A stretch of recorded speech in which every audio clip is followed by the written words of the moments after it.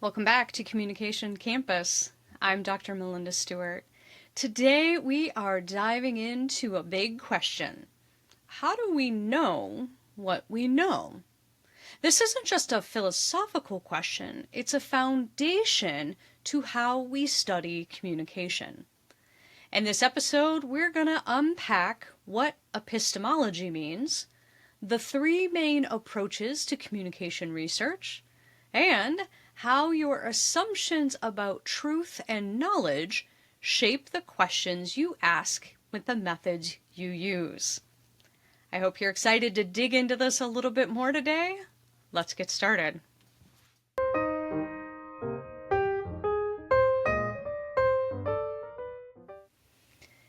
Now, epistemology is a fancy word for saying the study of knowledge. And it asks us three questions. What counts as knowledge? How do we discover it? And how do we know if something is actually true? Now, in communication theory, our epistemological stance shapes how we define truth, how we observe behavior, and how we interpret meaning. Now, some scholars believe that knowledge is objective.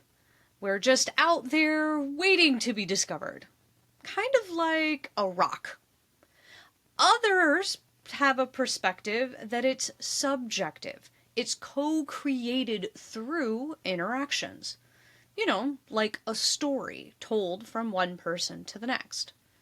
And yet, others focus on how knowledge is tied to power and ideology. And we're going to get into a little bit of those throughout the rest of this session. So we're going to start with the objective, also known as the positivist approach. Now, this approach believes that a single, observable reality. It borrows from the sciences using hypotheses, experiments, and statistical analysis to uncover patterns and to predict outcomes. This is what we like to call capital T truth, that there is one truth out there for us to gather and find. Now, for example, in social penetration theory by Altman and Taylor, they use a systematic observation to explain how relationships develop over time. Research in this tradition seek generalizable laws of communication. In other words, they are asking what causes what, and what can be measured. They're going to be looking at hard facts. They want numbers. They want prediction. They want control. They want validity. They want reliability. So they believe that if we all look at this data from the same point of view, that we're going to come up with the same answer over and over and over again, giving us that predictability. So you're going to see this a lot when you are doing quantitative research. Another set of scholars are the interpretive scholars, also known as constructionists.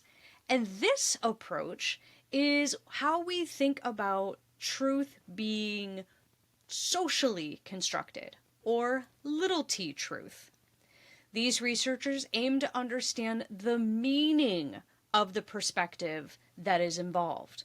We want to know the stories behind the numbers. Sure, 75 people may say this and say it consistently, but interpretive scholars want to know why. Where did they come up with that? Why do they believe that? What does this mean for them? So rather than using surveys and experiments, they use interviews, ethnography, and textual analysis. So we can take into consideration Mead's theory about symbolic interactionism, which is all about how meaning arises from interactions. Or we can look at Fisher's narrative paradigm, which sees humans as storytellers. Interpretive scholars want to help us understand experience, not predicted. So, for interpretive scholars, they're focusing on meaning, context, reflexivity, and subjectivity. It's not about predicting that each person will do the same thing. It's about seeking to understand the meaning behind the communication that's taking place. Now, lastly, we have the critical approach. Now, this tradition doesn't describe a world. It wants to change that world. Critical theorists look at how communication reinforces power, identifies inequity, and seeks to push back on oppression. So lastly, we have the critical approach. Now, this tradition doesn't just describe the world. It seeks to change it. Critical theorists such as Dietz say that this approach looks at how communication reinforces power, inequity, and oppression. These theorists ask who benefits from this message and whose voices are missing from the conversation. For example, we can look at muted group theory, which explores how women's voices are often marginalized from dominant discourse. And this is one of the big theories is Kamare, who started doing this work back in 1981. Now, critical researchers see theory as a tool for emancipation. These are the ways that we look at the ways that people talk about things and ways that people use power against others and how we can use communication to shift that power dynamic. So power and ideology and resistance and transformation are key in a critical approach. Now, we want to say that neither one of these are inherently better or worse than others. What it really comes down to is, what are your goals? What are you interested in? I myself am a constructionist. I am very much about the interpretation and why people are doing the things that they're doing, and I want to know the stories behind it. Secondly, I am a critical scholar.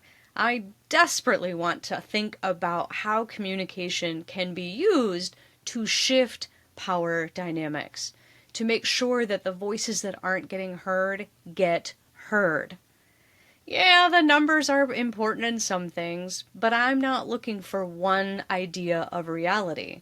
I firmly believe that our experiences shape and color how we see that reality.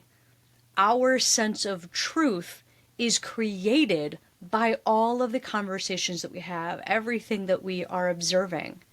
And that means we can't, in my opinion, have one capital T truth. So why does all of this matter? Well, each approach leads us to ask different questions, to use different methods, and arrive at different insights. Say, for example, that you're studying TikTok. As an objective scholar, you might measure how content types affect agreement. If we are looking at this from an interpretive framework, you might explore how users construct identity through the use of these different trends. A critical scholar is going to examine algorithmic bias and seeing who's silenced and what's happening to our marginalized creators. So in other words, there's no single right approach. It really depends on what you want to know and how you believe knowledge is being created. Now, as a communication scholar, your epistemological stance is your compass. It doesn't just point you where to go, but it shapes how you travel and what you end up getting to see. Now, to sum this all up and send you on your journey, we talked about how epistemology shapes how we understand truth, whether it is capital T truth or little t truth, one solid truth or a truth that is created by the expressions and experiences that we've had.